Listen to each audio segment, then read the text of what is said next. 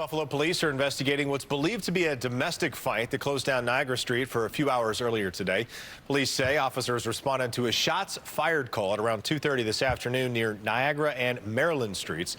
The video you're seeing here captured by one of our photojournalists at the scene at around 5 o'clock.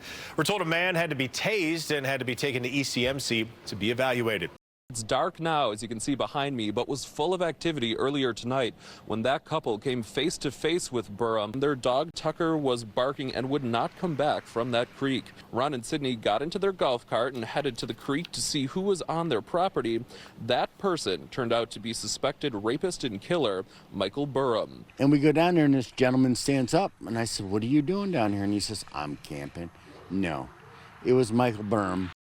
He then tells the operator he is outside of his house, armed with a knife. You said she's got a gun? Someone did. They pointed a laser on my face. I'm sketched the out right now. The first OPPD officer arrived less than 3 minutes after being dispatched. For your kids that you have now, hold on to them because you don't never know when you're going to have them. For 28 years, Lori Morris has watched cars zip by her Cattaraugus County home in the town of Freedom. This afternoon, she watched from her porch as emergency crews responded to a horrific call. I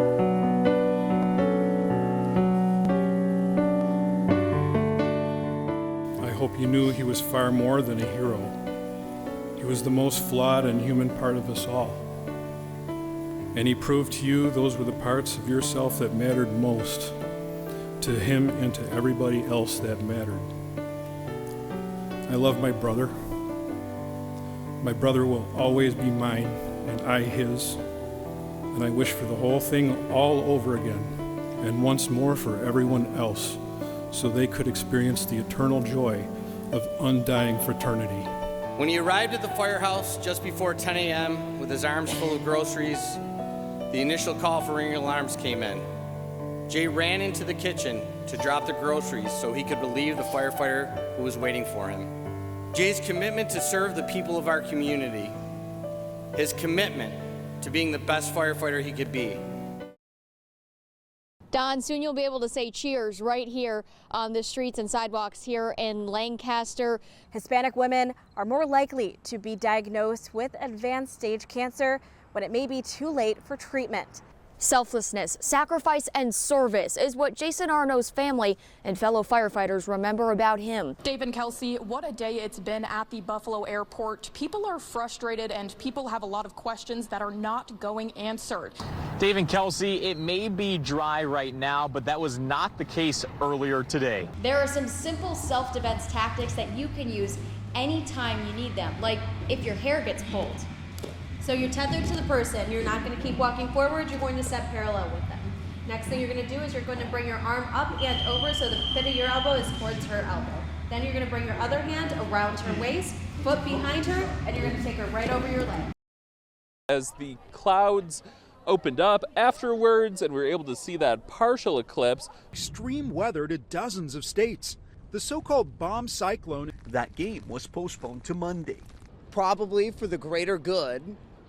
Getting home would probably be a little tough one. State Police Superintendent Steve Negrelli joined me on News 4 at 10. He says that people who are not essential workers who drive when there's a driving ban are violating the law while endangering first responders. The Buffalo Bills brought together teams from Section 5 and Section 6 to compete in scrimmages ahead of the start of their season. Our program has grown so much, and we all get the opportunity to be here today and be at this facility and get to play against each other. It really creates a community, especially with younger players that want to try out, who are like 13-ish, about to go into high school, and they want to join flag football. So it kind of gives them like this dynamic of everyone can do it, anyone can do it, any school can be a part of this. The Bills began this annual event in 2022 with just 20 teams. That number now tripled just a couple years later. I think it's amazing to have because they get to see that there is a community of people just like them, a community of girls who want to play football. It gives them that representation, just something to look up to, and just a sisterhood and a bond. This year also marks the first time there will be a state championship at the end of the season, something those part of the sport say shows just how much it has grown. bringing the vessel good luck on its voyages along the water. There are different cruises to pick from, or you can rent the entire boat for you and your crew. With Memorial Day weekend ahead and ship-shape weather in the forecast, Captain Rich Hilleman hopes this is just the beginning of a fun and busy season ahead. This is Nora Kasperzak.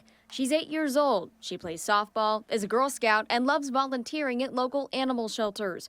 She tried to start volunteering at just 4 years old after a visit to the SPCA of Erie County. Then I saw this girl reading with the cats, and I wanted to read with the cats too. So I asked my mom, but I had to be 6 years old. And then on my 7th birthday, I got to read to the animals, and I was so excited. But beyond reading to Rover, Nora knew she wanted to do more. That's when she started making and selling bracelets, with 100% of the proceeds going to local animal charities. So far, she's raised more than $14,000.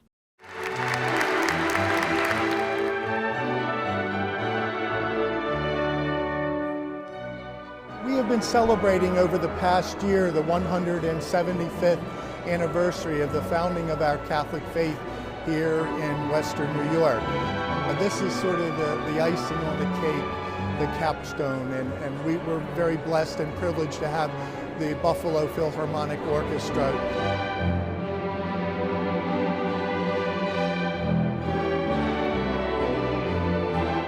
We just know that everything Buffalo is really important for all of us here in Western New York.